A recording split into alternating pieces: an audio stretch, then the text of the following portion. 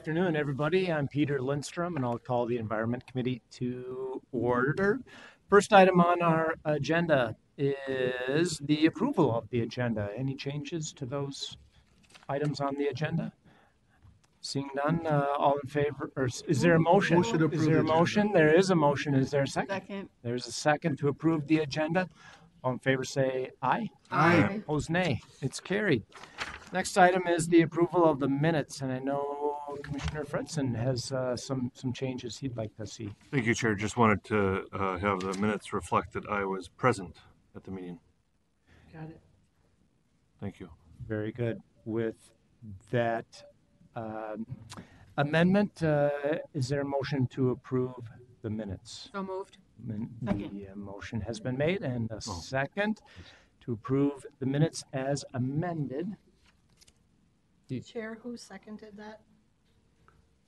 And who motioned? Thank you. There we go. All in favor say aye. Aye. Opposed, nay. Carries.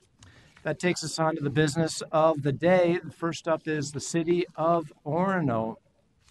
Mr. Kyle Colvin, welcome again to the committee. Hey, good afternoon, Mr. Chair, members of the committee. The first item on today's action agenda is requesting approval of the City of Orono's comprehensive sewer plan that's contained in the city's 2040 comprehensive plan. The city's comprehensive plan was presented last week at the Community Development Committee.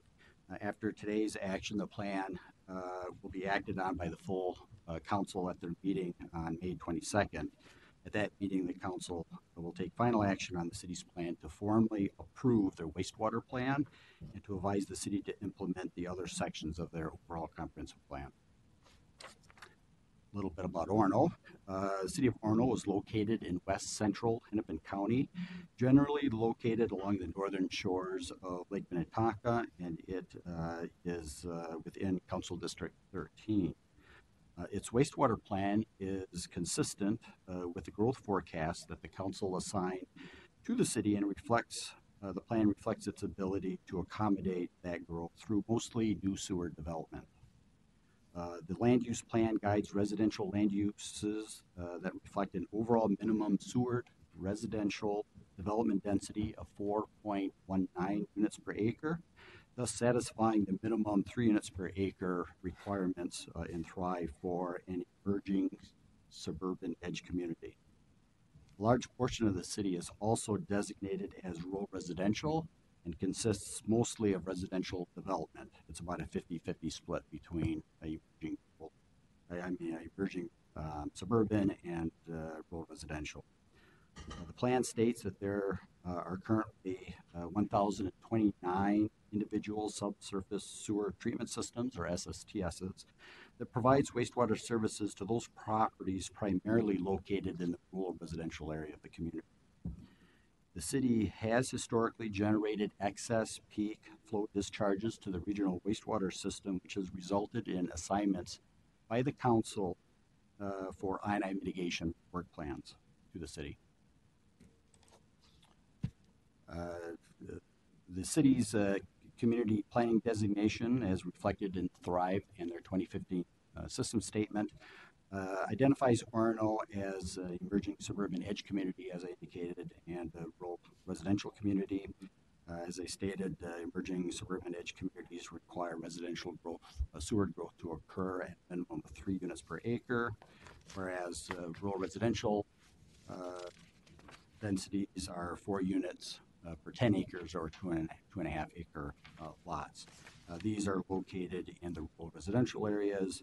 And again, the rural residential areas are those areas that are provided wastewater services through the SSTS system. As stated earlier, the city has been identified as a contributor of excess I&I to the regional wastewater system. Since 2011, the city has completed over $500,000 in local I&I mitigation work, with over $130,000 of that work being funded through multiple state bond grants, which the council administered.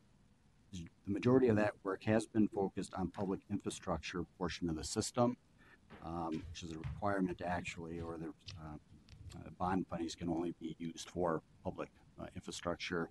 The city has not taken on much in terms of an actual private property mitigation work in the past, but the plan does identify policies and strategies to investigate I&I mitigation in the private part of the system.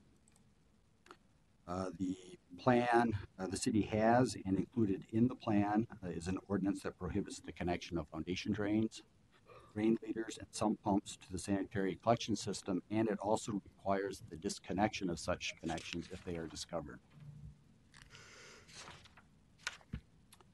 The city's plan conforms to the regional wastewater system plan in that future wastewater service level needs can be accommodated by the regional wastewater system.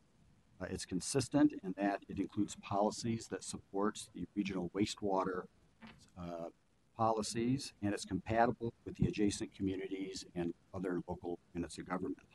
It satisfies all of the required plan elements.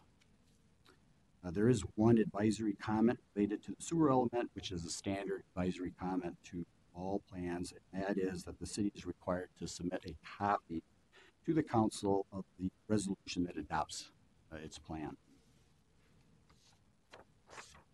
So with that, the proposed action before the committee today is that the Metropolitan Council adopt the advisory comments and review record and approve the proposed recommendations of the Environment Committee as written in the business item, which includes the approval of the City of Orono's comprehensive sewer plan component of the city's 2040 comprehensive plan. So with that, I can answer any questions. Any questions for Mr. Colvin?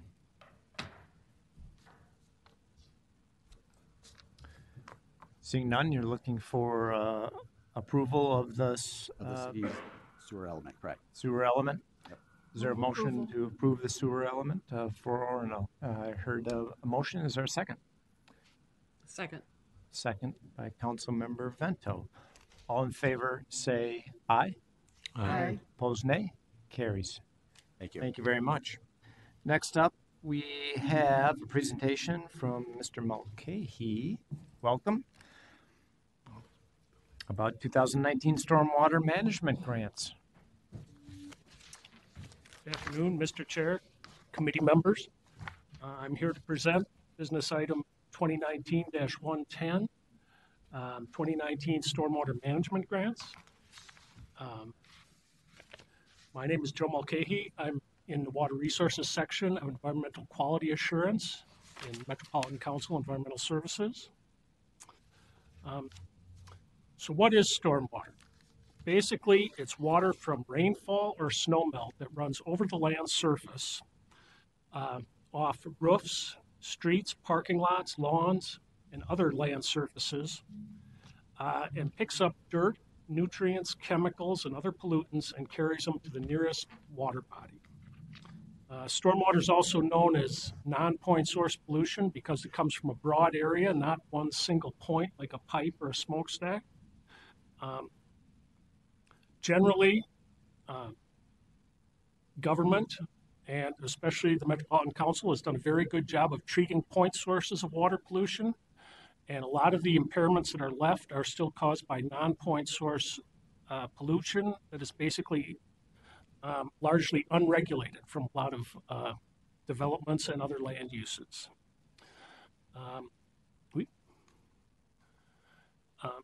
Basically, stormwater is treated with management practices that attempt to collect and treat or detain stormwater before it gets to a water body. In new developments, treatment of stormwater is generally required depending on the area and the land use, the density. But in older developed areas of the metropolitan area, these areas were developed before there were any requirements to treat stormwater. And generally, the only opportunity to treat those areas now is through redevelopment projects. These different management practices use various mechanisms to treat stormwater runoff, including settling, filtration, infiltration, and reuse. And a lot of practices use multiple mechanisms. And a lot of these practices have multiple benefits. For instance, a stormwater pond may settle sediment and dirt, but it also provides some volume control and flood control. A rain garden will infiltrate stormwater, soak it into the ground, and a lot of times nutrients that are carried in the stormwater will be taken up by plants that are in the rain garden and used to basically immobilize that way. So our legislative authority to enter into these type of grants is from Minnesota Statute 473.505, Total Watershed Management. It states the council may enter into agreements with other governmental bodies and agencies and spend funds to implement total watershed management. And in this case, it means identifying and quantifying at a watershed level the sources of pollution, both point and non-point, and means of reducing or alleviating adverse conditions. The purpose of total watershed management is to achieve the best water quality for waters of the state at the lowest total costs. We have had previous stormwater management grant programs. In 2015, we gave out 3 grants totaling $800,000. Those were mainly the results of requests we got as part of an outreach for the Water Resources Policy Plan. We were revising the policy plan in 2015. Those grants proved very popular. So in 2016, we got $1 million to give out grants. The focus of those grants was for innovative projects with multiple benefits that could be replicated throughout the metropolitan area. We had a great deal of demand for those grants, so we continued them in 2017 with another $1 million and awarded 8 more grants. This is a map that shows most of the projects. It's a little hard to understand because some of the projects basically overlap at this scale. For instance, I believe we gave 4 projects to the city of Hugo, so that they're kind of all one on top of each other. But we haven't made a conscious effort to distribute the projects geographically. It's mainly based on the quality of the application. Just for example, a number of those grants, those previous grants, were for stormwater reuse, which is a fairly new concept. Is to collect water off a rooftop or a parking lot, or take water that's already collected in a stormwater pond and use it, say, to irrigate plantings at a development. I'm not going to go into all of these, but I will tell you about a couple of them. The very bottom one there, the fields of Rice Creek in Shoreview. These are 4 high-quality, fast-pitch softball fields that attract athletes from around the country for tournaments during the summer. The city estimates that about 60,000 people visit those fields each summer. In 2016, these fields were the 6th highest user of drinking water in the city. It's mainly used for irrigation because they're on sandy soils and it's high-quality turf for the softball.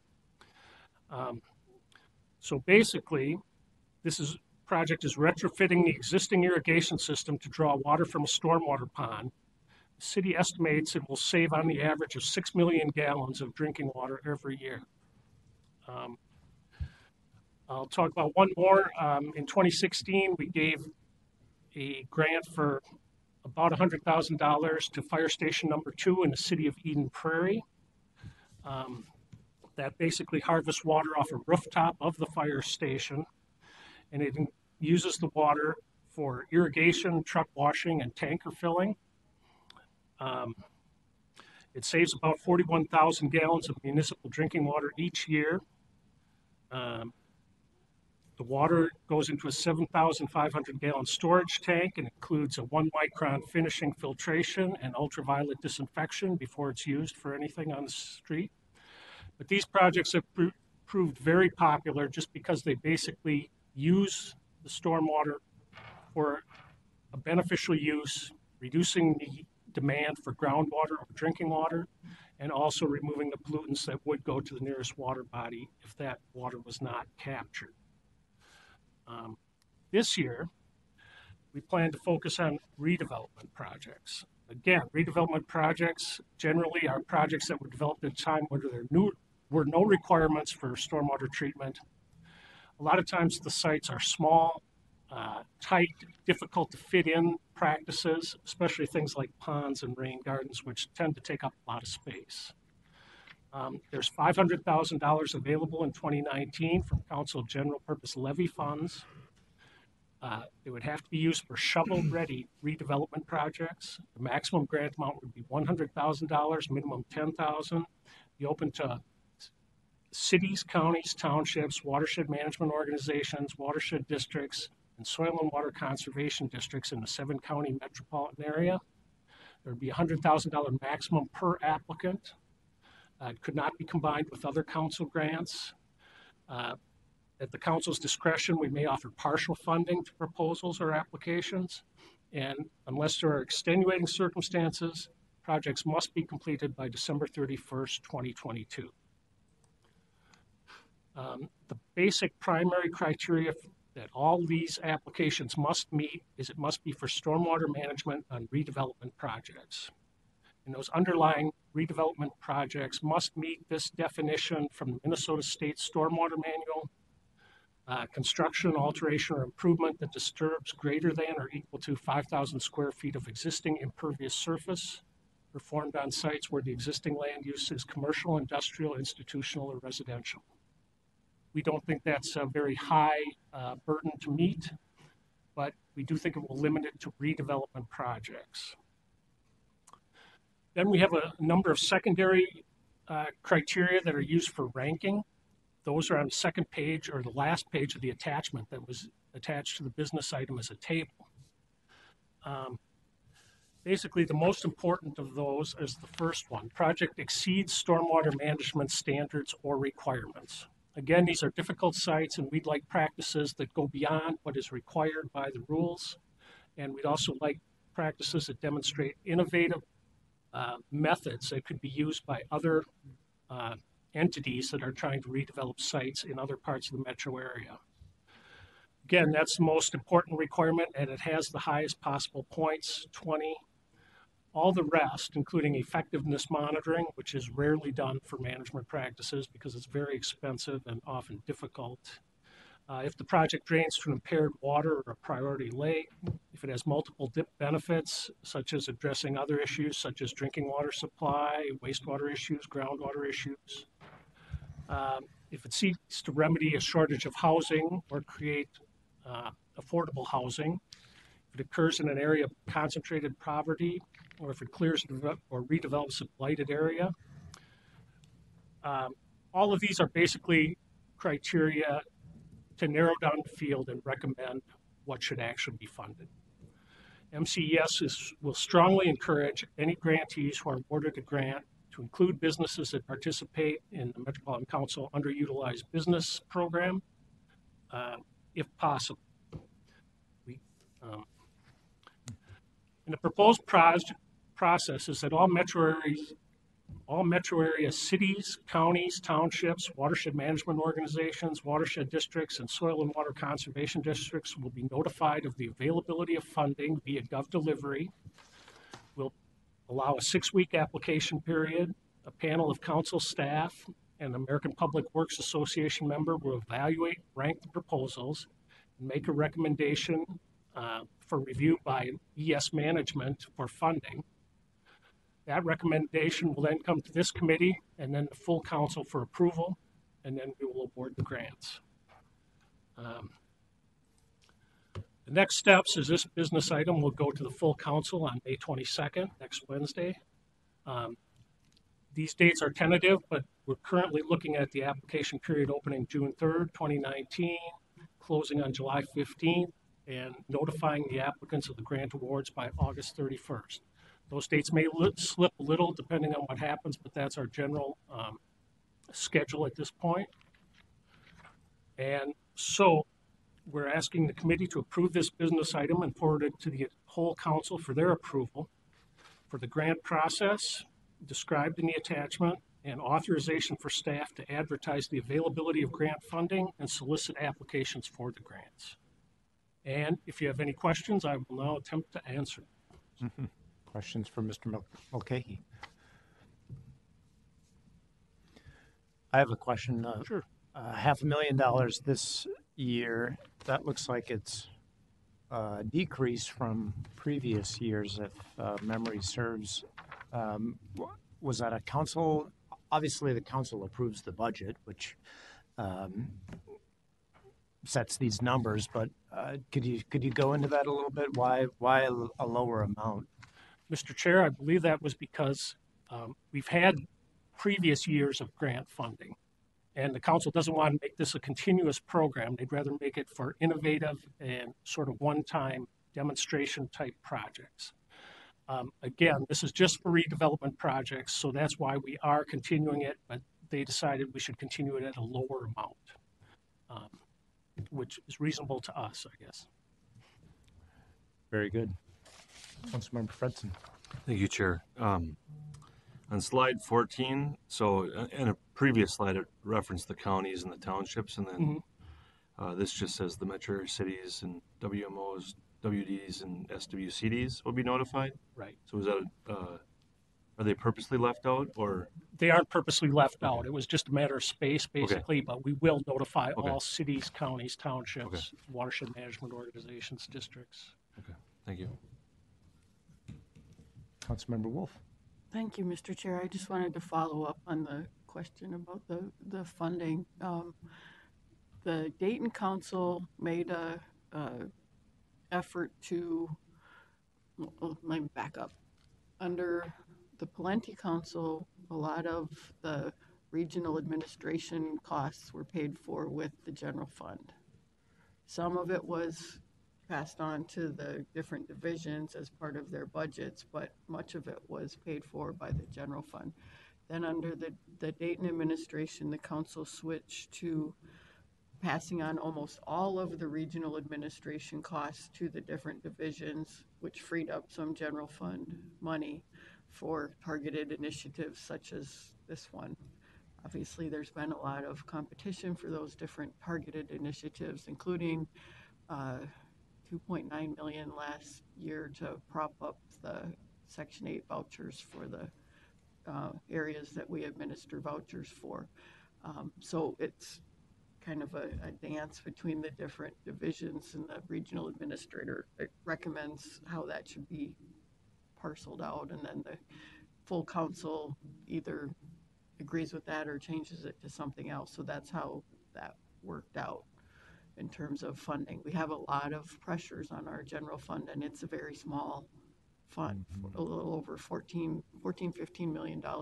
Doesn't go up very much every year, and as a portion of our entire budget, it's a ridiculously small number spread out over the entire metro area. But our council will again have to have a conversation as we're going through our budget process for next year of what we want to do with that money. Very helpful. Thank you. Other questions for Mr. Mulcahy? And so we are looking for a motion to move forward on this grant program. I'd like to make a motion to approve the grant program as stated. And is there a second? Second. Motion's been made and seconded. All in favor say aye. Aye. Opposed, nay. Carries. Looks like a great program. Yeah, Thank you Sure, very there'll much. be a lot of interest in it. Thank you, Mr. Chair. And that takes us to our information items. The first one is budget. Mr. Smith, welcome. Thank you, Mr. Chair. Budget concepts, rates, and workshops. We've got a couple of them coming up. We do, Mr. Chair, and thank you for the opportunity to speak with the Council Committee. My name is Ned Smith. I am the Director of Finance and Revenue for Environmental Services. I've got so two info items. The first one is going to be on the budget concepts, rates, and workshops. And what this is an opportunity to first share the preliminary, the proposed budget that the division has put together over the last couple months. And then the second part is to walk through kind of our sharing plan. So how do we get this out to the customers? How do we make sure they're informed and they're aware? How do we keep and how do we hear their concerns and get their input? And then walk through kind of what the long range plan is for the rest of the year for getting these implemented. So cut straight to the chase. flashing lights. The pros, sources, and rates. First and foremost is our wastewater charge is up 3.6% over 2019. Sewer availability charge will be flat, and that is flat since 2014. And all of these we'll get into a little more detail. This industrial strength charge is going to go up 4.9%. Strength is the additional strength that, or additional, we'll just call it strength, that the industrial customers send to us. Oxygen beyond demand and total suspended solids, is it not? Yes. Beyond what comes from a domestic flow, basically. It's whatever's additional to that. And then the industrial permitting fee usually moves about lockstep with our overall wastewater charge change. Overall, if you look at the expenses, you're up 1.9% over 2019. However, if you back out the inflow and infiltration pass-through grants, we're actually up about 4.8%. And we will walk through how we got to those numbers. Most important thing to know for our 2020 proposed revenue sources, you can see the majority of our revenue is from the municipal wastewater charge at 76%. Sewer availability charge is still pretty significant at 16%, and then industrial waste at 5%, and other is at 3%. It's important to remember that we are a fee-for-service agency. If you flush, you pay. You don't flush, you don't pay. We are not a tax. We do not receive any federal, state, or council money. We are strictly based on our wastewater fees from our customer communities, customer cities, as well as industrial waste customers. And then on the flip side, there's no MCES dollars are used for any other council expenses by statute. So we can't take SAC to build a light rail station.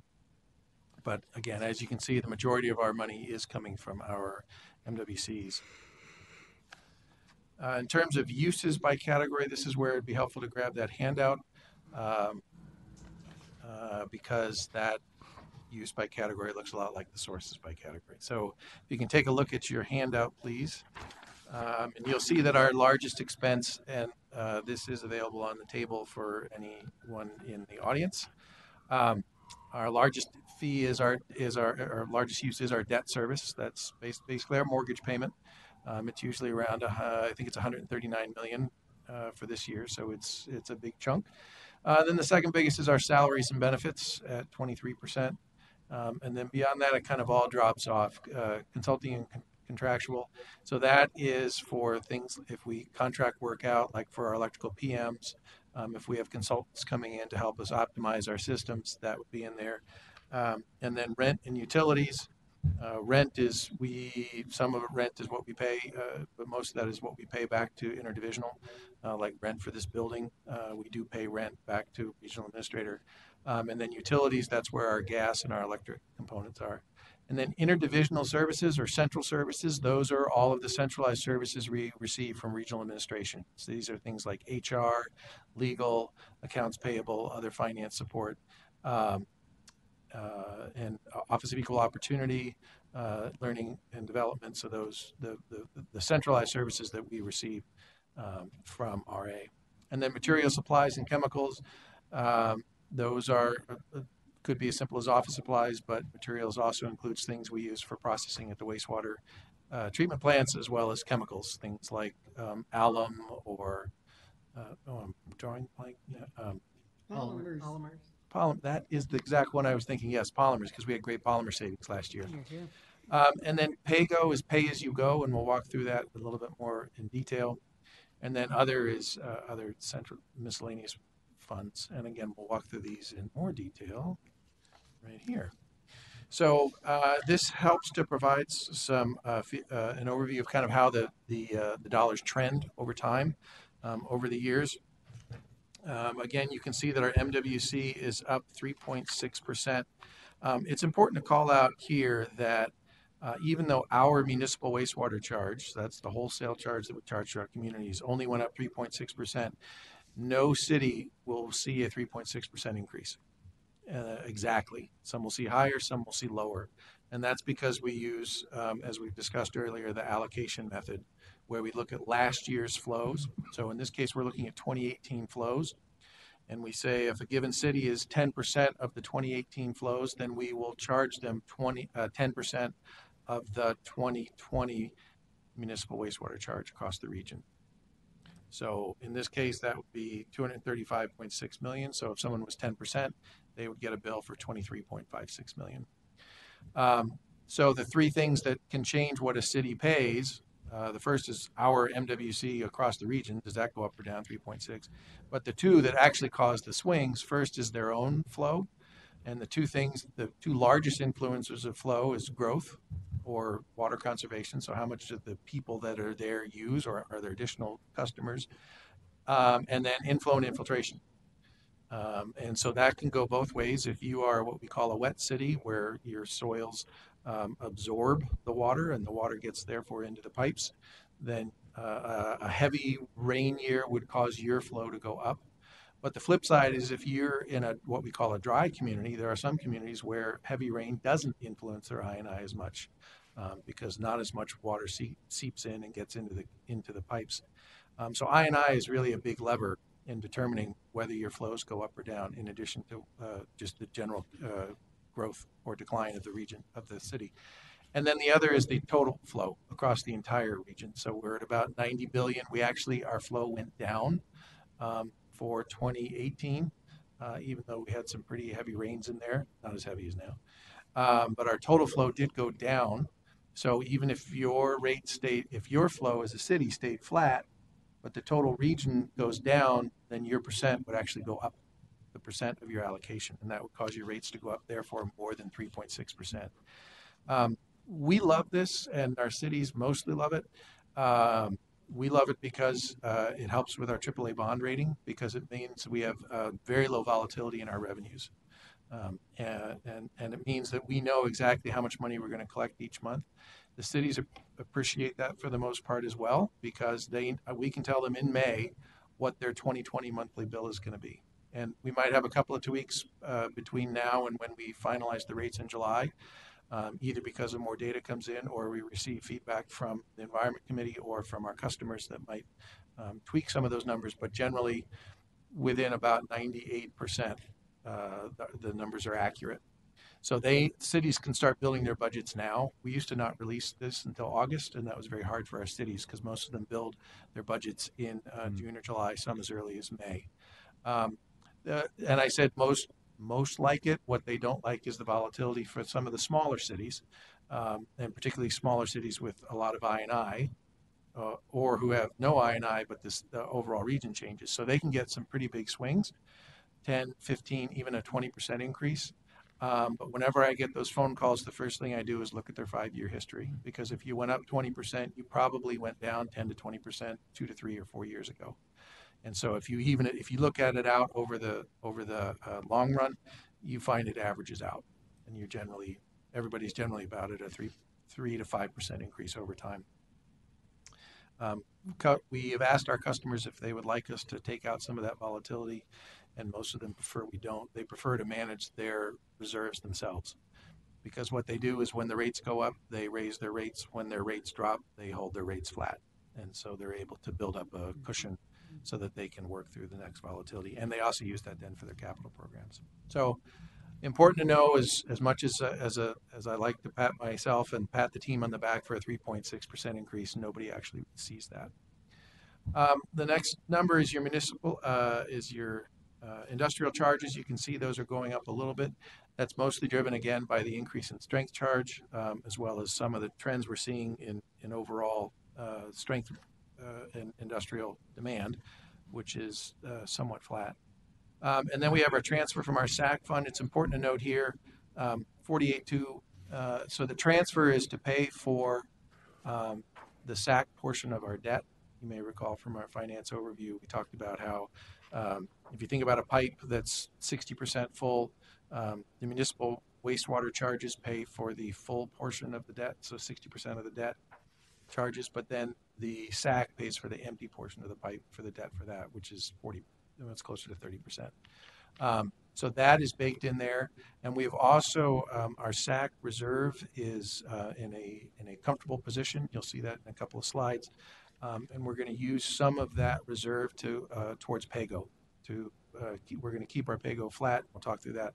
But we want to use some of our SAC reserve to cover those expenses as a way to basically provide rate relief. The other key is down in other sources. You'll see some pretty big swings there, and that's driven mostly, that's where our pass-through grants are. So as grants come and go throughout the years, when they go away, it looks like our revenue drops 35%, but it really hasn't. That's mostly because of pass-through grants. In terms of operating budget, the most important thing to note here is although it says 1.9% over last year, if we back out the pass-through grants in 2018, we're actually up about 4.8%. But that's driven by three main drivers. Our debt service went up $9 million. And we'll talk in a little bit about where we're going to get some relief for that. But for now, that's a pretty big increase. Our labor went up about $2.2 million, and we'll walk through what's driving that. And then utilities went up $2.2 million. That's mostly driven because that is not driven by use in terms of kilowatt hours. That's mostly driven because the rates are going up per kilowatt, and it's primarily in electricity. Our is growing at about 3% per year, so we're seeing that. In terms of doing a deep dive on our labor budget, of course, the first thing to point out is we are at about 667 regular FTEs, full-time equivalents. If you include overtime, then that gets up to 696. We do purposely plan in a vacancy factor, so we do have retirements. We do have very low turnover. Actually, our retirements are slowing down. But to account for the time it takes for us to backfill those retirements, we put in a vacancy factor, which is basically, as a finance guy, it gives me hives, but we plan a negative expense in labor. And so that's how we make sure that we don't have a massive underrun in our expenses, because we do know that we're not going to backfill those retirees and people overnight. So those seats do sit empty, so we try to accommodate for that. There's generally two things that are driving the increase in 2020. Headcount has been flat for the last several years in terms of FTEs, in terms of actual people. The increases in the last couple of years has been through FTEs, which is primarily through overtime. So the 18 and 19 years was primarily overtime. In 2019, we are actually increasing our headcount by about 2% in terms of the number of people. That's first and foremost driven by Rogers. So we are acquiring a Rogers plant by 2020, and we will need to staff that plant with employees of MCES. Actually, we have offered the current staff that work there now, they have an option to come to us, and we're waiting to see how that turns out. If they choose not to join us, then we will need to either move some of our folks over there and backfill. But we will be adding headcount around operations and maintenance. And then, so if you notice, the last 2 years went up because of overtime. So we're going to try to manage that with some planner schedulers, about 3. And the idea is those planner schedulers will help us to staff to the work, not to the shifts. So right now, if someone is sick, and we just cover that shift, and not entirely, these are blanket statements, but where we want to get to is we look at the work that needs to be done. So if someone is not here, maybe we don't need to cover that shift, and we can transfer that work to someone else. So that should cause, so basically those positions should pay for themselves. But the number one thing we like to point out is, yes, we are at about in the 600s for people. But if you look back in the 90s, we were closer to 1,200. So we've almost cut in half the staff that we use to manage our plants. Most of that is around efficiencies, automation, SCADA, electronics, things that we can use to automate and manage remotely. And some of it is just in working better and smarter. And we continue to look for those opportunities. For debt service, as I mentioned before, it is going up $9 million from 2019 to 2020. And we also have PAYGO. So PAYGO is pay as you go. It's using operating funds to pay for, instead of financing. So we have a capital program. Rather than going out and borrowing money to pay for that capital program, we use operating funds for PAYGO. So it reduces our debt. We save about $300,000 over a 20-year bond when we use PAYGO. So there is some interest savings there. Biggest risk factors is if we had dramatic change. And so we do not plan for anticipated regulatory changes. We only plan for known regulatory changes. So if there was a considerable regulatory change and the only way to meet that requirement was through an increased capital program, that would increase our debt. And then we do have some interest rates. There's no volatility in terms of the outstanding debt we have right now. We use 20-year fixed rate. So whatever rates we have from now back to 1999, those are set. But in the future, if there's interest volatility, that could increase our cost of borrow. We did hit on PAYGO, so we've been working generally trying to get this to increase in the mid-teens. Interest rates were so low, it didn't really make sense to aggressively pursue it. So we kind of just ramped it up generally and would hold it steady for a couple of years.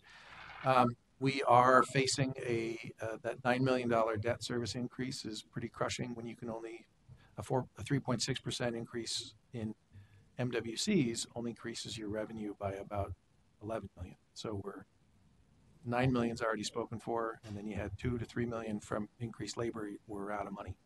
So we're going to hold PAYGO flat for 2020, and in fact, that's where we also are talking about using some of our SAC Reserve Fund to cover some of that PAYGO expense.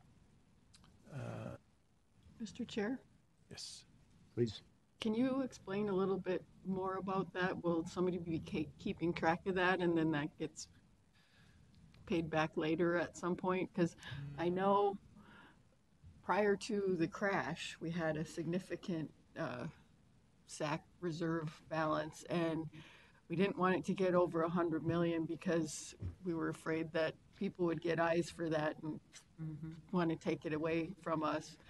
And we ended up needing every penny of that and then some when the crash happened. If it weren't for the ability to get the legislature to intervene on our behalf, we would have gone negative in our SAC fund from 100 million to negative, because that's how bad the crash was. So it's getting back up healthy again, but and so then there's that same temptation. You've got this big reserve, you need to spend it on something else. So hiding it in the PAYGO sounds like a really good idea. I just wanted to know how that's going to work. Thank you for the question, Mr. Chair and Councilmember Wolf.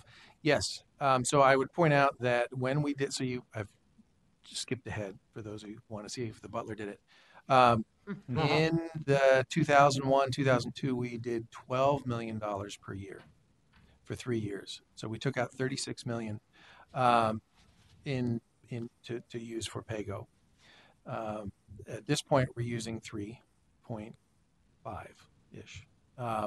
And we may need to use that for 2021 and 2022, still at that lower rate. The other thing we have to do with tracking that, though, is we have to make sure we keep track now for the next 20 years of all of the money that we used SAC for, SAC Reserve, because what we do is we take the annual debt service and say it's for this year it's 100, call it 140 million for easy math, and then we figure out, well, what percent is empty and what percent is full, and that's how we figure out what percent SAC pays for versus what percent the MWC pays for. Well, if your debt service was reduced by 3.5 million because you used your SAC reserve, if you ignore that, you're going to be double billing SAC, because you're going to be making it pay for all of the debt service when the debt service is actually lower. So you're not giving SAC the credit for using pay-as-you-go when we took out the reserve. So we will be tracking all of our projects, which we track them anyway over 20 years. So we will need to be making sure that we're backing out that benefit every year as we continue to use those funds. And yes, so if we stay, right now we're running about 20 or 30,000, right now we're running about 20 to 22,000 units per year for SAC units. If we stay at 18,000 per year, then the next time we would have to raise the SAC rates is 2035. And we actually are concerned that's not practical. And we don't think it's a good experience for a business owner. Because what you have is someone who opened a pizza shop in 2013, SAC might have been 10% of their expenses. But if we hold SAC flat for the next 20 years, then someone who opens a pizza shop in 2035, SAC will only be 5% of their opening expenses. And that might not seem fair to the guy that opened in 2013. So we need to think about what are the implications of a flat SAC rate. But now, 18,000 per year, you can see our units. We've been in the last 20 years, we've been above 18,000 probably 15 of those years. So 18,000 is not unreasonable, but we do have to keep an eye on the fact that it can drop. As you can see in 2009, it did indeed drop down to 6,000. You can also see what that did to our reserve. So the blue line is our SAC Reserve Fund. The orange line is our council policy minimum balance. And that policy minimum balance is basically 5 years. It's the 5-year average of your projected SAC. So for 2018, that was about 46 million. 2019, about 46 million. So we're still well above, and that line is not going to grow. It'll stay on about that trajectory. It levels off at about 50 million, actually.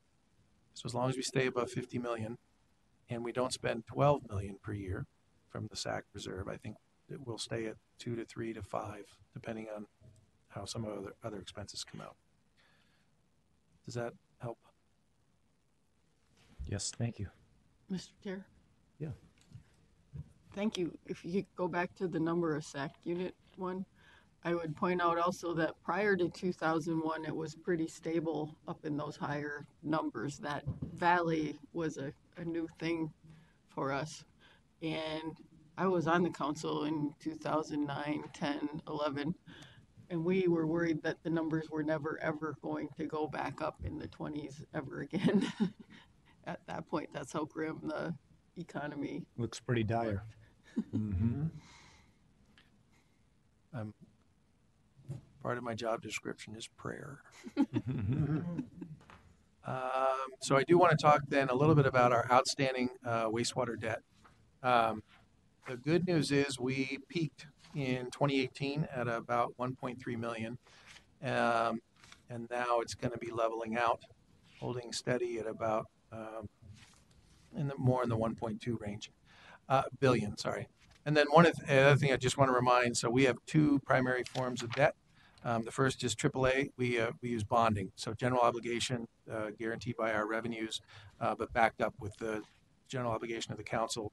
That is AAA rated. That gives us about 3.25% interest rate was what our last offering was back in 2018. We actually we're not going to do one in 2019 because we have enough cash to keep us through 2019, but we probably will again in 2020. But again, AAA rated gets us about 3.25% for 20 years. And that is generally about 60 to 70% of our debt service comes from AAA rating from our bond. And then we also use PFA, which is the Public Facilities Authority, which is a state agency, but they administer the SRFs, which is the State Revolving Fund. And those are subsidy dollars that come from the federal government to lower the interest rate. So we get about 1.75% from PFA, and that is worth about 30 to 40% of our debt. So again, 20-year fixed. So we are peaking in terms of the total debt outstanding in 2018, but we still have a little bit of what we call a debt service bubble. That's driving about a $7 to $10 million expense increase each year. But that debt service is going to peak in 2023. What's the interest rate on the PFA? PFA is 1.75%. That's it. Okay. Yeah. Great. It's about 150 basis point subsidy. And then we'll level off in 2022 to 2023, actually decline for a few years until the mid to late 20s, and then it'll start creeping up about 1 to 2 million a year. Most of this debt bubble was driven by the crisis back in 2009 and 2010. One of the things we did to offer rate relief was we pushed our principal payments out. So our debt is not quite like yours and my mortgage, where it's fixed every year. With a bond or a PFA, I'm not sure about PFA, but with a bond, you can choose how much principal you want to pay in any given year. You just have to make sure to meet your coupon, your interest rate obligations. So they pushed some of that principal out into the future, and now it's coming due. But fortunately, we're still riding one of the largest expansions in the history of the economy. And so we're still able to kind of get it by, but again, it's a little tight because that is still consuming most of our rate increase. So debt bubble ends in 2023. In terms of debt per capita, though, so 1.3 billion, that's a lot. But we're actually in pretty good shape relative to our peers. Every 3 years, the National Association of Clean Water Agencies NACWA, does a survey on all types of things that are included in running a wastewater treatment plant, wastewater treatment utility, including your outstanding debt. So our debt per capita, we're at about $448 per person. Per capita at least, and that puts us in the lower quartile. It's primarily because we don't have a consent decree. Consent decree is when the EPA comes in and mandates that a utility invest a certain amount of dollars to mitigate a problem. Most of those problems are because most cities have combined sewer and stormwater into one collection system. Ours are separated. And so when they're combined and there's a heavy rain event, the plants get overflowed, over capacity, and they just open a gate and they let sewage go out into Lake Erie or the Puget Sound. Actually, Puget Sound, they didn't mean to do that. It happened, but not on purpose. And so if you are doing combined service, that's called a combined sewers overflow. And if you're doing those, then the EPA will step in and mandate it that you build a solution. Usually that solution is underground tanks. I visited one in Providence, Rhode Island. It was 26 feet across and 3 miles long, 500 feet below the ground. So you just build a giant underwater holding tank. The stormwater comes in and collects, and then as the plant settles back down, you start pumping it back up and you treat that. Again, we are fortunate that our city partners separated their systems back in the 70s and 80s, and so we don't face that dilemma. So we don't have EPA consent decrees. Just looking at this list here, I know Cincinnati, Washington, D.C., Cleveland, and Atlanta all have consent decrees. And they're usually anywhere from $3 billion to $15 billion over 10 to 20 years that they have to invest. So that can drive up your debt significantly. We talked about most of SAC. I just want to emphasize again, because of the great units that we're seeing, we're going to be able to keep our SAC rate flat for the 7th year in a row. So we haven't raised SAC rates since January 1 of 2014. It does look like we had a slight dip in 2018, but I would not call that an indicator in any way. We need to remember that 2017 was 22% over 2016. But if we draw a trend line, we're still healthy, and we still were able to add to our reserve about another $10 million. And at this rate, we are planning to add to our reserve a little bit more in 2019 as well. So we think we're pretty healthy in SAC. The other thing to remember, we never stop beating this drum. You thought I was going to say horse. Is that we do have outstanding competitiveness in our retail rates. So every 2 years, we, MCES, do a survey of our retail customers. And we ask them, what do you charge for 5,000 gallons a month at the retail rate? So this includes whatever the cities charge for their pipes as well.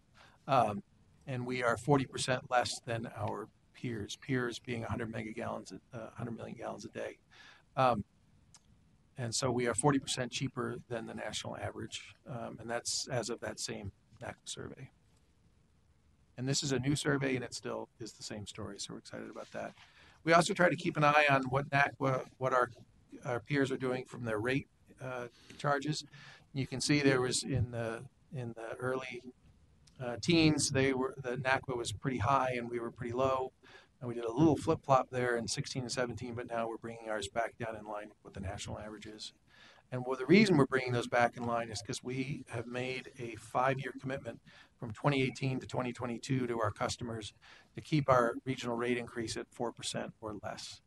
And this was made on the prior council, so we want to make sure that this meets your expectations as well for customer service. I'll actually, my next presentation is on customer service, and I'll walk through how we got to that 4%. But you can see we're on year 2020 will be year 3 of that 5-year promise, and after that we will work to keep it at our inflation rate or lower. Industrial rates generally move lockstep with our MWCs. However, we do back out the parts that don't apply. So a strength charge is due to the fact that it costs more to treat industrial waste at a plant than it does to treat domestic waste. But we back out the interceptor charges from that because it costs the same for strong as it does for weak waste to go through our pipes. So there is no incremental cost for transporting the industrial waste. So we do not charge any incremental fee for that. It's just based strictly on what's charged at the plants. So that causes it to go up a little bit. And then we're also working on phasing, and we're also working on phasing in the debt service portion. So we did an audit of how we were charging strength charges, and we weren't charging them for the debt. We were only charging it for the operating expense. So we are phasing that in. We have 1 more year after 2020 to complete that phase in, and then strength charges should move pretty close lockstep. The rest of those are where they're. Permit fee moves directly with MWC, so that's a 3.6. And then I love telling the story. General permit fee is flat because if we change the rates, it would cost us more to change the web and print out new postcards than any incremental revenue we would collect. So we just leave it flat. And then the way that we share this out, so we have already previewed these proposed rates with our industrial customers. In March and April, we met separately with the liquid waste haulers. Those are they drive the tankers that go straight to our plants and dump things in. And then the industrial waste customers are the ones that send it down the wastewater, the sewers. We met with both of, it's large enough we can't fit them all in one room, so we break that into 2 sessions. So we reviewed our charges, proposed changes with them. Those meetings went really well. Actually, that should say May 14th, because that's today. Here we are for the Environment Committee direction for public meetings. And then we have 2 meetings coming up, May 23rd out at the Minnetonka Community Center in the morning, and June 6th in the afternoon at the League of Minnesota Cities. And we highly encourage our council members to join us. We have great donuts and cookies. And also fascinating interactions. The other thing is it's really turning into an interesting event. It's our open house and budget workshop. We have up to about 10 tables that are staffed with subject matter experts from around the utility on topics such as I&I, SAC, industrial waste, the capital program, our MWCs, actually where cities can come and get detailed explanation from our alarm and metering folks for how do we measure what's included, what's not. And then the water resources staff, water supply, and our interceptors, just to name a few. So people can come and they learn a lot about how the system works and what resources are available. On July 9th, we also do a survey after that. So on July 9th, we'll come back. We'll share with you what our customers have shared with us, what concerns we heard, if there's any changes that we made to the budget based on either additional information or from what we heard from our customers, we'll share that with you. And at that time, we will formally propose our budget, formally propose our rates. The Environment Committee, if it is approved, we will then forward that on for July 24th to be approved by the overall council. Again, that's approving the rates, the 3.6% increase in the industrial. And then that gets baked into the total operating budget across the entire council, and that gets presented on August 21st. And there's the waiting period, and then it's final approval in December. So with that, I will stand for any questions about our budget. Any further questions for Mr. Smith? Councilmember. Thank you, Mr. Chair. I just wanted to thank Mr. Smith for an excellent presentation, as always. And in full disclosure, he and I have been doing meetings together and giving presentations together for a really long time. And when I forget words, he gives them to me too. So it's not a one-way deal. That's why you're so knowledgeable on all these different things too. Forces you to be knowledgeable when you're standing in front of 50 people and trying to explain something. I think I attended down at the Metro plant, I believe it was, maybe Empire, maybe a year or 2 ago. It was a tour, but you also gave a presentation. Was that one of the customer forums? And I'm wondering, because I found it really helpful to get the broad overview. and then combine it with the tour. And I like the League of Minnesota Cities, and I'm sure the Minnetonka Community Center is very convenient for people in that part of the metro. But I like the idea of combining this forum, or at least an explanation, Yes. with a tour of the plant itself. Yes. So, Mr. Chair, there are, as part of the customer forums, the open houses, we also invite them to come and see this year's Metro and is it Blue Lake? Blue Lake. Okay. So we invite them out in August, to come and see the plants. And we, because I'm so talkative, we can't fit my presentation plus a plant tour. And so the plant tours really focus more on the plant. Great. Although Dave Simons over at Blue Lake, and it's usually Mike at Metro, do a great job of kind of weaving in what they've seen in the budget from the capital program and from an operating perspective, so people can see, all right, I understand that budget, I want 3.6, but what is that really buying me? And they can see the equipment, see how the choices that we're making are keeping their costs low and keeping us efficient. So those are plant tours. Those will be in August. You'll get a separate invitation, and we love for council members to come to that as well. It's fascinating. It's great. And I think we're going to even hear a little bit more about that here shortly. Yes. Other, Thank you, Councilmember Mr. Wolf. Chair. Just to follow up with that too, with the customer forums, we don't necessarily know who's going to show up. But for the plant tours, we need to know ahead of time who's going to show up for security reasons. So that's a big reason why the forums aren't held at the facilities, is for security reasons. Makes sense. Very true. Good. Any other questions? So are you looking for some action tonight, or this is just information? Tonight is an information. Just informational. Perfect. All right, and guess who's up next? Next.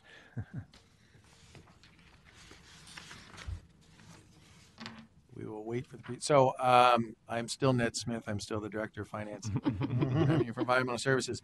Janine Clancy, the Assistant General Manager of Technical Services, cannot join me today. She had an eye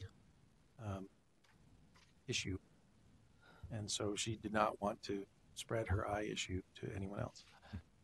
So I'm going to cover for both of us, but we are the executive sponsors of the customer service team. We're co-executive sponsors, so hopefully I can speak as knowledgeably as she can. So the purpose, what we want to do today is, so we have done a customer satisfaction survey all throughout last year, particularly the last half of the year, and we want to share out with you today the results and our next steps. So we're going to walk through the background and methodology, kind of how did we approach it. Our three customers that we reached out to was the communities of the cities, our industrial waste customers, and then our water resources customers. And then we'll talk through next steps. So just for a background, it's important to understand what's really been driving all this is our customer level of service. So this is a document. We created this about 3 or 4 years ago. And it started with, we were pretty sure we were doing a good job. We were certainly meeting all of our compliance, and therefore we thought we're doing a pretty good job of meeting our customer demands as well. But we thought, wouldn't it be nice if we asked them? And we thought we were delivering a good value, but do we know what our customers value? And so we dedicated some time at some previous open houses, the budget workshops, to actually break down into small groups and work with the customer communities to ask them what's important to you. What do you want to know? What are the services that we provide that you value the most? And what do you expect from us for what you're paying us? And those, they came up with, it was divided into 3 categories: financial, health, safety, and the environment, and customer service. And so the financial piece and some of the customer service as well, that's kind of what drove, when we talked about that 4%, you can see a couple of highlights here: charges and fees. So charges and fees should be predictable, justifiable, and provide good value for the region. Optimize the budget plan. So make sure that your 5-year budget plan is optimized. O&M programs meet customer service goals. Well, we need to define those goals. And then preserve our assets. So, we could drop our rates to zero and we could invest nothing in our capital program and we'd save you lots of money, but that wouldn't preserve our assets and that would cost us longer in the long run. And so our customers said, no, I want you to preserve your assets. And which, by the way, preserving assets means we don't leak into Lake Minnetonka either. And then be fair and transparent. So we reach out to our customers, make sure that they're pleased with what we're delivering. So these were things, and retain the AAA bond rating because that keeps our debt service low, which just keeps our rates lower for our customers. So these were the things that helped us to figure out we need to keep our rate increase at 4% or less. Most cities are on very tight budgets, and they're in the 2 to 3% range as well for their overall operating increases. We need to match that. Health, safety, and environment is around permits, minimizing impacts, so make sure that we are conveying and treating it safely with minimal backup spills and traffic impacts. I have to point out, when we go to conferences, there are some utilities that they have a goal of treating 97% of their wastewater, and they're happy when they meet it. We treat 100% of our wastewater, and that's somewhat unique, which again, we're fortunate because we have separated systems. And then lead by example, so make sure that you're doing what you can for environmental sustainability, including conservation. And then around customer service, be a good neighbor. So this particularly is around odors, but also how do we manage our capital program. So this drove a lot of the great work that Janine has been doing with outreach in the her technical services team to make sure that people are aware and informed and are partners before we go out and dig up a road. That can be very disruptive. Make sure that we're working with the cities to minimize the disruption. Meet our capacity needs, which is make sure that we have a system that can support the growth for the region. Generally, we're built out through 2040. We've baked in all the growth expectations through 2040, and our system is ready to meet that. And then communicate and communicate information. Make sure that we're talking to our customers, telling them what's going on, both with their projects as well as the financial and the budgets. Engaging them, making sure we're partnering and collaborating so that we are getting their input, not just making decisions and presenting them and then thinking we're done. It's really good to ask people what they think before you make a decision. And so these are all things that have been guiding what we've been trying to do. As a result of that, we formed a customer service team, which was a cross-functional team across ES that would implement these things and figure out ways that we could make this kind of come to life. And one of the things that we identified was that we would do a survey about every 3 to 5 years. And so we started last year. So once we decided to do a survey, we wanted to understand what are our communities, industrial waste and resource customers, what are their perceptions of us? What do we think we're doing well? How satisfied are they? And then what are the areas where we have room for improvement? Once we have that survey, which we do, address the identified issues, get that feedback back to our customers, not only how did you rate us, but what are we going to do with it? Strengthen our customer relationships, and then that'll be a baseline for future satisfaction surveys. So we think we're going to do this about every 3 to 5 years. I keep saying 3 to 5 because we're a little slow. This is our first one, so we need to get the process up and running, and once that's up and running, then we'll be ready to work on a more regular schedule. So the methodology was, first we did hire a third-party expert on customer surveys. One, because they're better at it than us, and two, because that increases the objectivity of the overview. And so we baked it. We broke it down into two components. One was qualitative, and one is quantitative. So for the qualitative, these were more topical, and these were more two-way interviews where the survey company called 15 customers, 7 communities, 5 industrial waste, and 3 water resources, and kind of talk through, these are the issues that we want to learn, so what is the best question that we could ask to figure that out? So we kind of got their input to help us write the survey. Then we went out and did, the survey company did quantitative interviews, where we reached out, and I'll show you the numbers, but large numbers, to go through a standard set of questions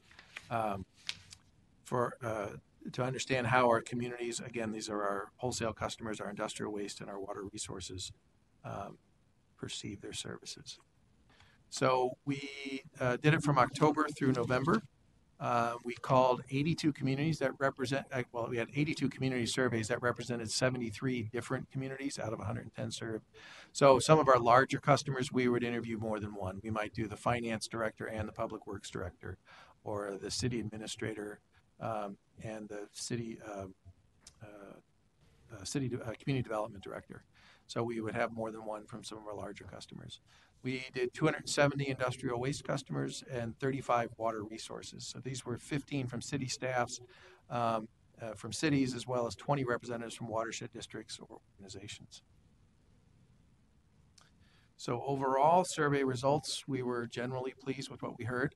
70% are satisfied of our cities are satisfied or very satisfied. 70% of the respondents satisfied or very satisfied with the work in the region. 88% of our industrial waste customers were satisfied with the work that we're doing, or very satisfied, and then 72% for our city customers.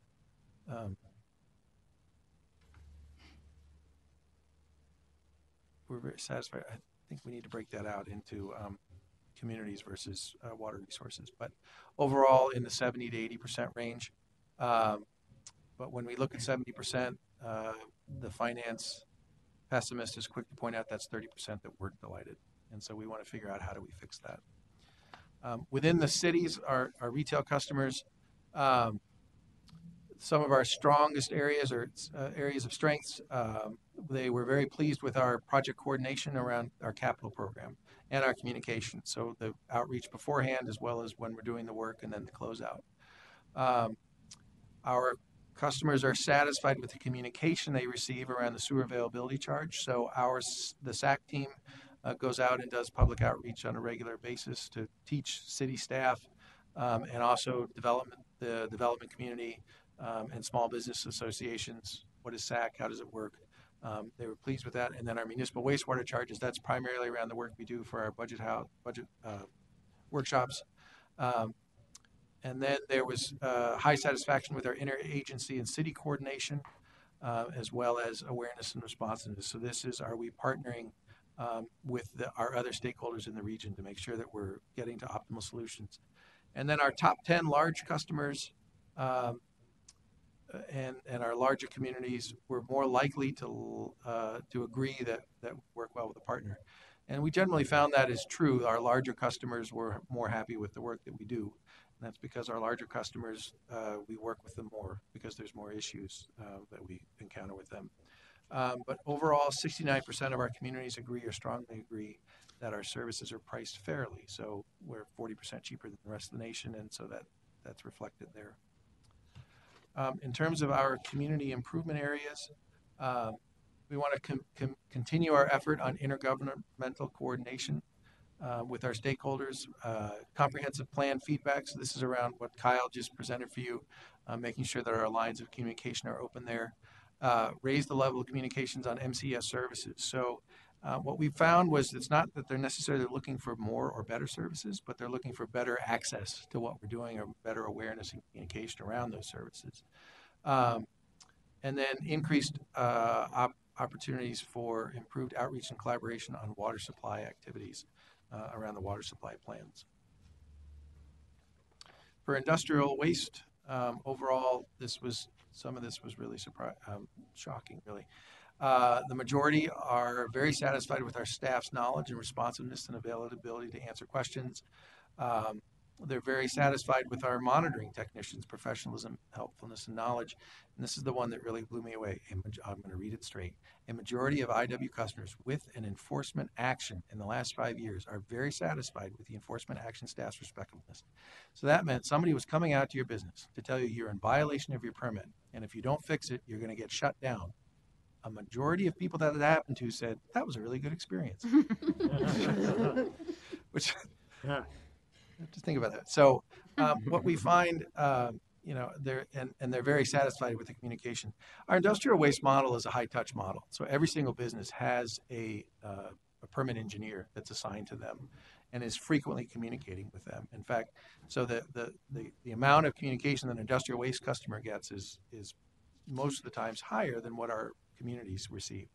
And so one of the things we're thinking about is where else can we lever that high-touch model. In terms of industrial waste areas for improvement, most of this was around better awareness of what industrial waste offers. So there's an industrial waste website that has all kinds of resources around best management practices. We have a newsletter that tells people what's going on a quarterly basis. And then we have online reporting, and we have tools that are around training and around tracking. All of those are out there, but what our customers were saying is, tell us more, help us understand it better, help us get better access to it. So we want to work on that. And then there was also a strong interest in reports that recap the results of inspections. So after you come out and do an inspection, let us know what happened. Our water resources, similar story here. The services that are offered are good. We want to make sure that customers are aware of them. Overall, they were happy with the strong relationships that they have with our water resources staff. They recognize the importance of our water quality monitoring activities, and they use it regularly as either for their only or as a supplement for their own source of water quality data in their cities. And then water resources customers consider regional water quality data reports and trends assessments as highly valued service. So they appreciate the knowledge that they're getting from us around water quality and trend assessments. Yes. Question for Councilmember Bento. Mr. Chair, Ned, do you have any sense that the Flint water issue and other issues similar that have occurred around the country have increased the appreciation of Twin Cityans as it relates to water quality? Is there anything that shows a correlation there? It's a bizarre question, but it hit me that. I think that Flint was about their drinking water. Right. And Flint was about not paying attention to what you put in your pipes. Right. And so I think it helped. I think a lot of people had the problem is we don't do drinking water. Right. I'm just thinking of what we take for granted in the context of it in terms of public utilities. I should have said that first. I think that we are working hard to tell a good water story here in the Twin Cities. And when you look at our compliance and you look at our rivers and you look at what an important part of our lifestyle that is, I know that MCES has been working to tell the story of One Water and how the work that we are doing is helping to preserve the quality of the lakes and rivers. Right. And I think it also has helped to see that when you think regionally, you get good outcomes. And when you take care of your system. So I think it helped us from a capital perspective because before Flint, when someone said, take care of your pipes, I don't know that people understood how important that is. And now when we say, now for us, it would be a different outcome. Right. But I do think, I would agree with that. But I'm not as close to it as Sam Paskey and even Janine when she goes out for her capital programs. Great question. Thank you. Other questions? I just wanted to follow up on that, Mr. Chair. I don't think most people have any comprehension of the mastery of water chemistry somebody has to have to run a municipal water system. I know when Lakeville had about 35,000 people, we put in a water treatment facility. I was on the city council at the time. And it was a lot of work to get it just right because you had years and years of magnesium and iron building up in the pipes. And then when they put this clean water through, the water that was coming out the other end was blue because it was cleaning the pipes. And so they had to tweak the chemistry so that you'd have clean water coming through, but you wouldn't take anything off the pipes on the way as you do it. And I think that was kind of part of the problem in Flint, that they didn't look at that end chemistry stuff carefully enough. But most people have no clue how complex the water industry actually is. Good point.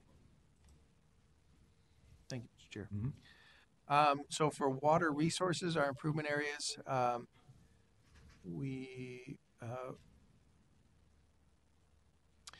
want to work with our partners on the water resources policy plan, look at ways that we can increase our collaboration with input meetings and other permanent groups that can help us to collaborate. Consider investigating emerging, I'm going to have to read this one directly.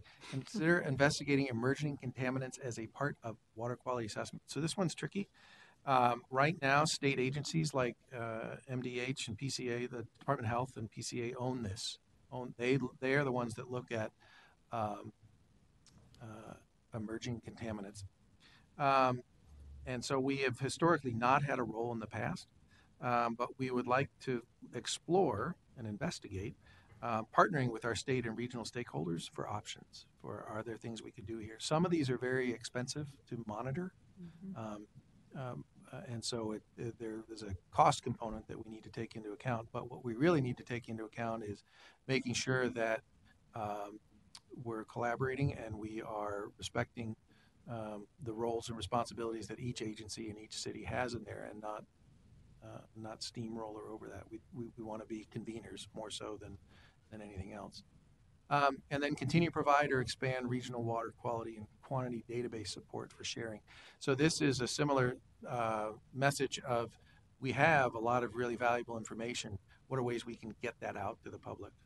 So one of the things, we have the customer portal that's coming out. We're looking at ways that we can get some of this information out on the portal so that customers have access to the water quality and other data that we have.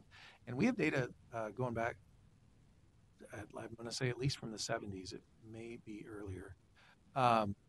And so it's really valuable that there's a lot of things that we can show that are trends that can help people understand the state of water quality in the region. So next steps, develop a work plan to address our improvement areas. So now that we know where we need to get better, what are we going to do and how are we going to do it? And it'll start with the customer service team, but we will partner with other parts of the utility as well.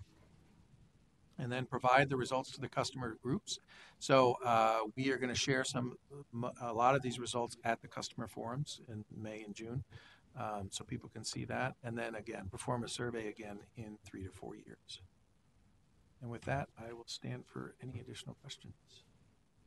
Thank you. Any further questions? Yeah, council member. Oh, thank you, Chair and Mr. Smith. I just was going to maybe add more comments and questions, but just a little bit. But it seems like when I see the angst out there, it's like maybe from a business customer.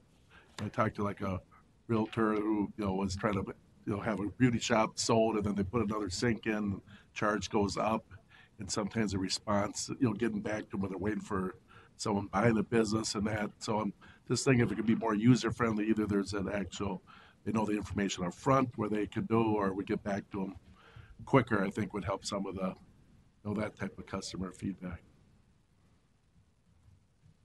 Yeah, some of the feedback I've heard is, as mayor, was from businesses where they felt like they were misclassified, like Met Council thought that they were, or was charging them as a manufacturer, but they were actually a retail business or something along those lines. So, Mr. Chair and members of the committee, that's something that we're always working on, because SAC awareness is not where we'd like it to be.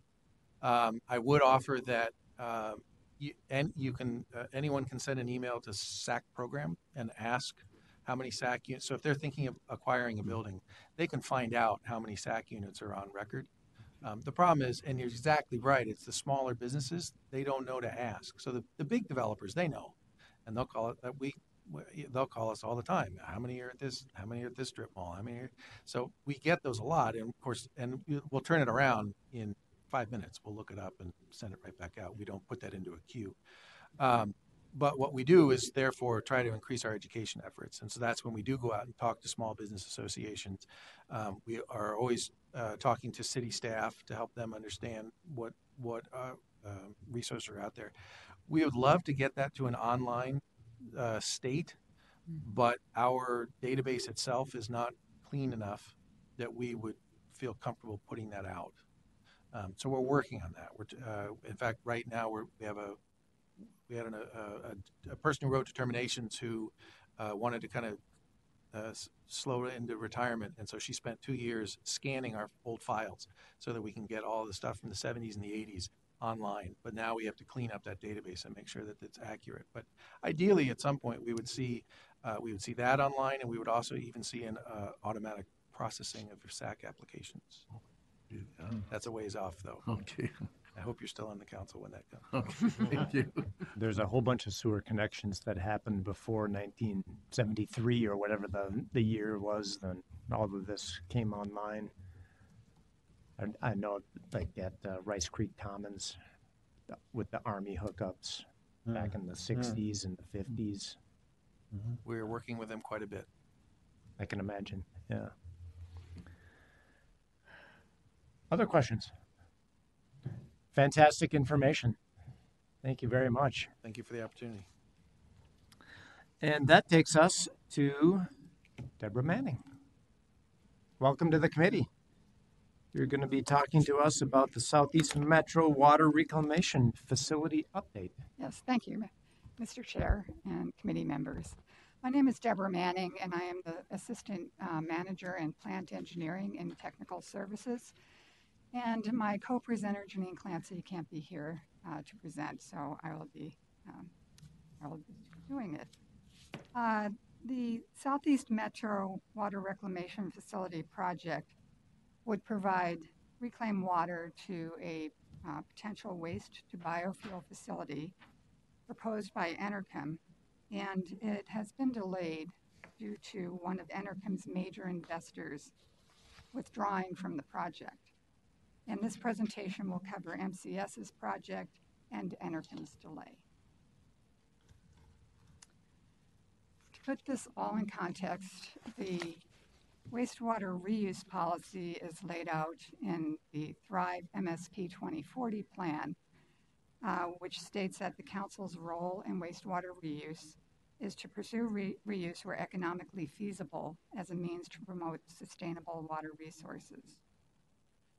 The Water Resources Policy Plan emphasizes that the council's reuse efforts should be accomplished by working closely with our customers, by maximizing regional benefits from regional investments, and while providing high-quality, sustainable wastewater services. In May 2018, the Council amended the Water Resources Policy Plan to include the potential for a regional investment in wastewater reuse projects that benefit the region based on certain defined criteria. MCES's reuse initiative is moving ahead in alignment with the direction set in these policy documents. A major part of that initiative is this proposed Southeast Metro Water Reclamation Facility.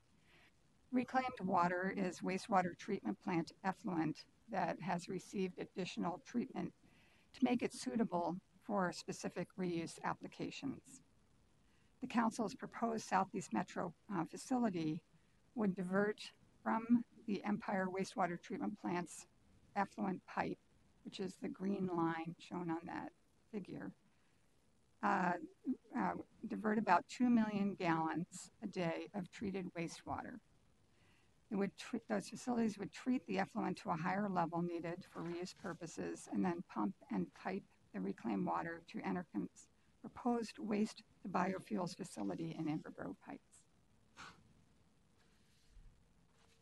Staff have been from MCES and Enerchem have worked together over the last few years to develop the wastewater reuse concept.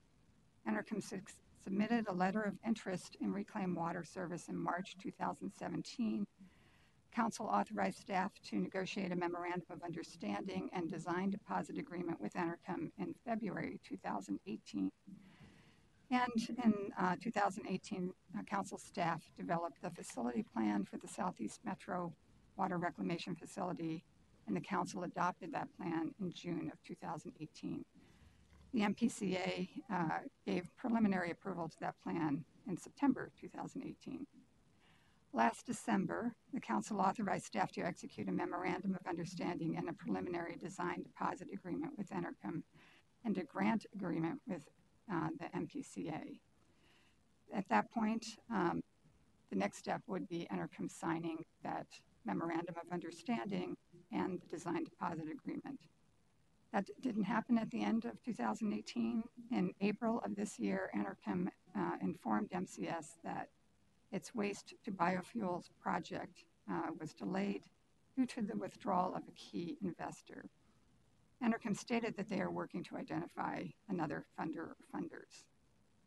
It's important to put the Enercom project or proposed project in a larger context. The Ramsey Washington County Recycling and Energy Board selected Enercom as the sole firm with whom to negotiate a contract to develop a facility to gasify the board's refuse-derived fuel. So the first milestone in that would require Enercom's facility to be online by 2023. So this is a significant project driver for Enercom.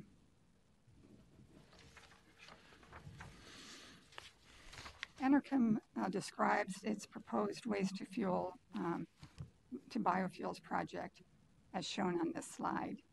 The project is actually a partnership between Enercom, which is a Canadian firm, and SKB Environmental, which is a local waste management company.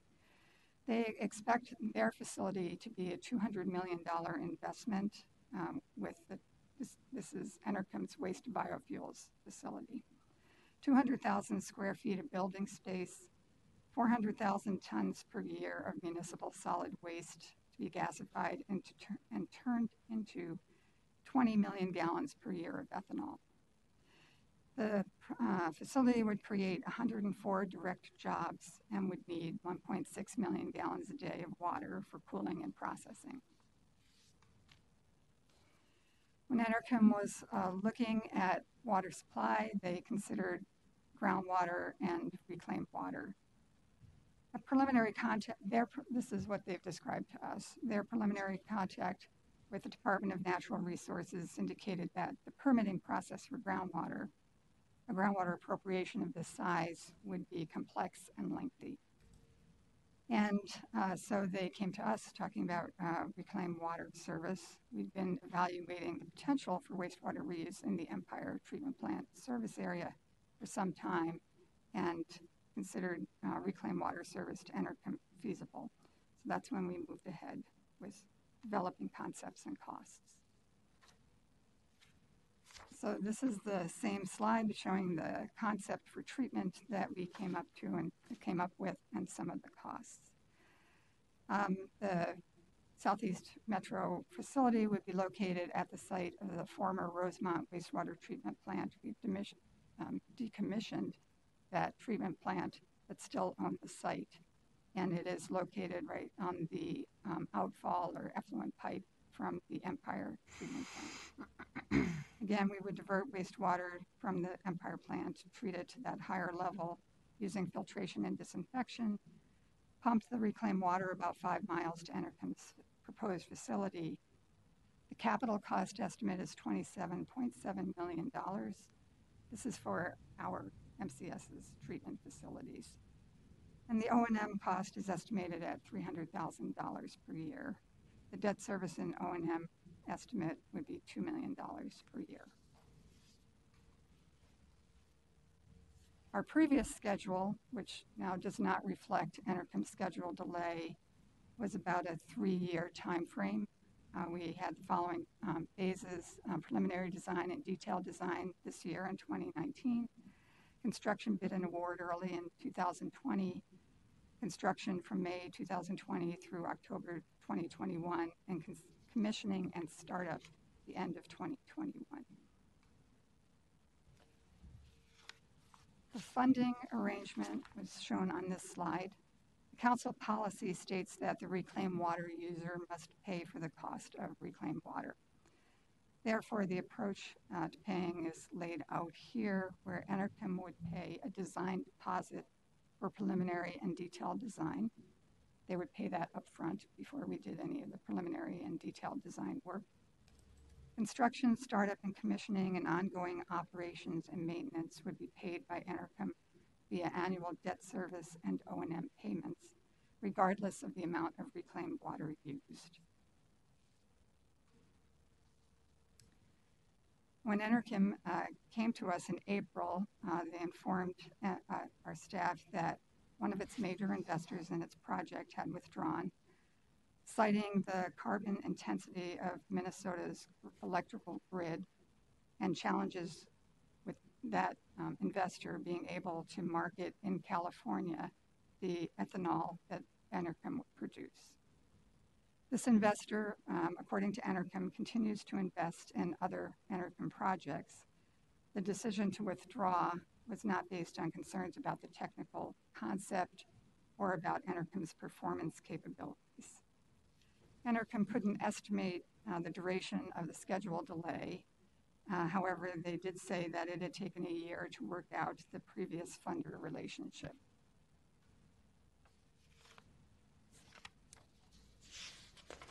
Enerchem's project, we believe, continues to have a number of factors that contribute to its feasibility. As I mentioned, Ramsey-Washington County Recycling and Energy Board has committed to begin negotiations on a contract with Enerchem to gasify its refuse-derived fuel, and they have a set time frame for when that needs to happen. MPCA prioritizes alternatives such as waste biofuels over landfill disposal, so there's an incentive there. Dakota County's solid waste master plan, their staff see Enerchem's project as a way to meet their solid waste master plan goals. And then the Enerchem project would likely meet Minnesota State Statute 41A.16, the Advanced Biofuels Production Incentive. That incentive requires that production be in Minnesota and that production begin by June 30th, 2025.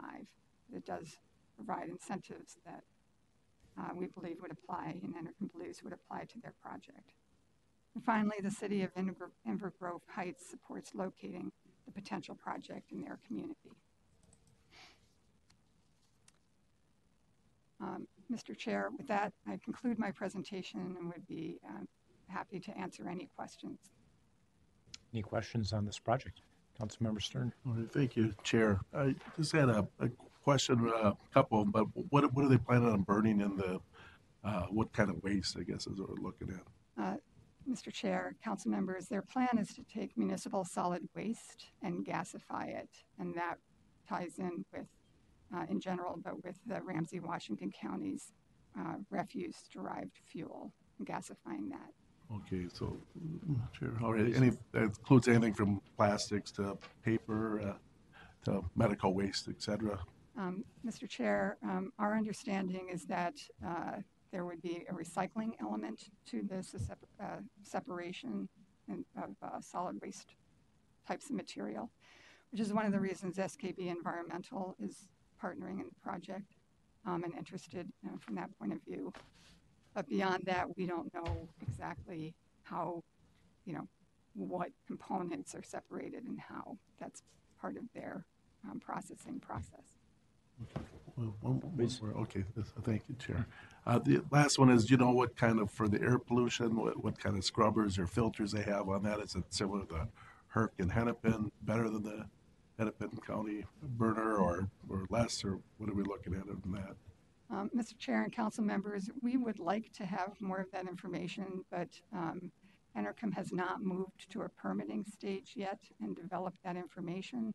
We know that they've been working with MPCA air pollution staff, but we do not have, and they have not submitted to MPCA or others, any of that technical information that we're aware of. Okay, thank you very much. Other questions? So right now the project's on hold until they get another financer, or the financer that they had comes back online, but probably another financer. Mr. Chair, we believe it would likely be another investor due to the previous investor's interest in selling ethanol in California. And yes, they're pursuing other investors, and we don't know who or how long that would take. Very good. All right. Well, we may have you back at some point to hear that it's moving full steam ahead. I hope so. Thank you. As do I. Thank you very much. Well, General Manager's report, and you may notice that the role of Lisa Thompson tonight is played by Mike Marinas, so take it away. Mr. Chair and council members, I've really got two brief updates on two different subjects. There was some discussion about tours, upcoming tours. So there's a tour coming up on June 4th. The chair has been invited to down at the Metro plant, and I'm told that committee members, council members will get some information tomorrow or invitations to that tour. So that's the afternoon of June 4th. So please try to make that. And then Ned Smith talked about our customer budget forms and associated tours. So I checked the dates. There is a tour on August 5th at the Metro plant. I forget if it's morning or afternoon at this point. And then August 16th at our Blue Lake plant out in Shakopee. So stay tuned, get more information on that. We'd love to have you. We love to show off our facilities. My staff is quite proud of what we do, and you know, we can talk about them in presentations all we want, but really seeing them in person really drives home the complexity of these plants. The last item I wanted to give you an update on is the last time you saw me was the end of March, and I was presenting a business item on an emergency declaration for flood mitigation activities. At that point in time, the rivers were rising. We weren't sure what level they were going to rise to. I talked about 4 different plants of our 8 plants were at risk. The Mississippi actually rose to the 7th highest level in recent history and had some impacts for our plants. The Metro plant, and I think in my presentation, the river got high enough that it flooded out the entrance road to the Metro plant, Childs Road.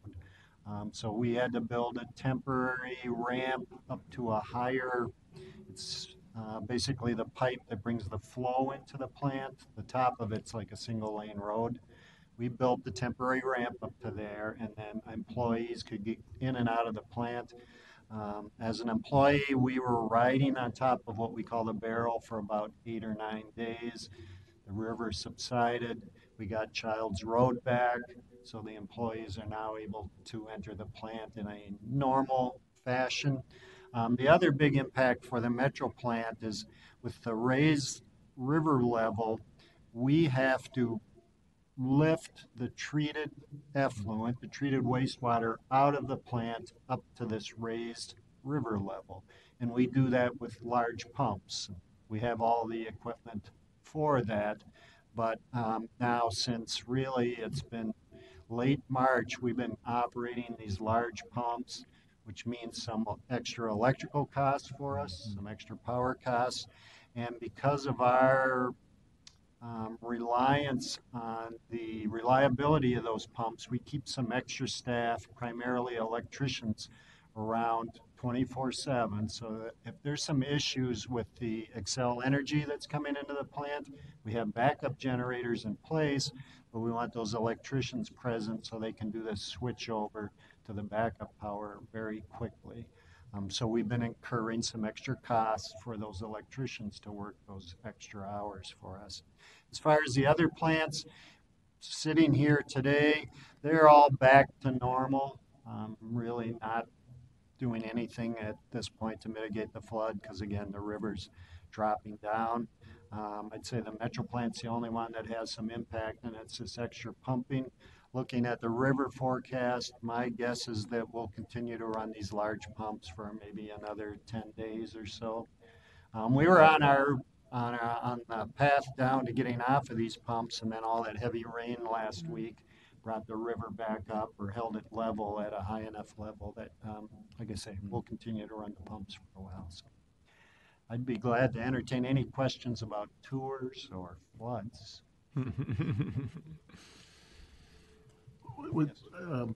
Thank you. Just had a question on the tours, and that is that ever open to anybody else? Like sometimes every once in a while you get the constituents that say, oh, they'd like to take a tour, or does that be set up separately from when we have our tours? Mr. Chair, council members, and we have a how shall I say it, a robust tour program at many of our plants. If you come into the external council website, there's a direction to putting in requests for tours. Okay. And we'll field those requests, and again, we can do them at many of our facilities. So we get lots of college groups, high school groups, et cetera, and average citizens and you Boy name Scouts, it. Boy Girl Scout, yeah, Scouts. we've had Boy Scouts. I do a lot of the tours, so I've interfaced with them. If your question is that for these tours where we're having the chair and yourselves or the budget forms, well, if the average citizen's at a budget forum, I'm sure they'd be invited then. Okay. But there's opportunities for the average citizen to get to our plants, and if you're talking to some of your constituents, I encourage you to have them reach out to us. Be glad to show them around. Okay, all right, thank you. Yes. Excellent. Thank you very much. And with that, Wait, can I just have Yeah, one of other- course. Okay, I was asleep at the wheel when we approved the minutes from last time, and I was there at the meeting too. It shows me not there, but I missed the one before the flat tire, but I definitely was there last meeting talking about polymers too. So I just don't know if we didn't make a formal motion to get it amended. I know I missed that time already, so. do we need to make a formal motion to amend the minutes, or can we do it next time, or we can do it right now? We can do it right now. Is that a motion that I heard Yes, you yes, make please. right Second. there? And it's been seconded to amend the minutes. All in favor, say yes. Yes. Yes. Hi. Opposed, say I nay. don't say yes. Aye. See, Affirmative. Opposed, say no. Okay, carries. all right, we need a motion. Thank you, and we are adjourned. You can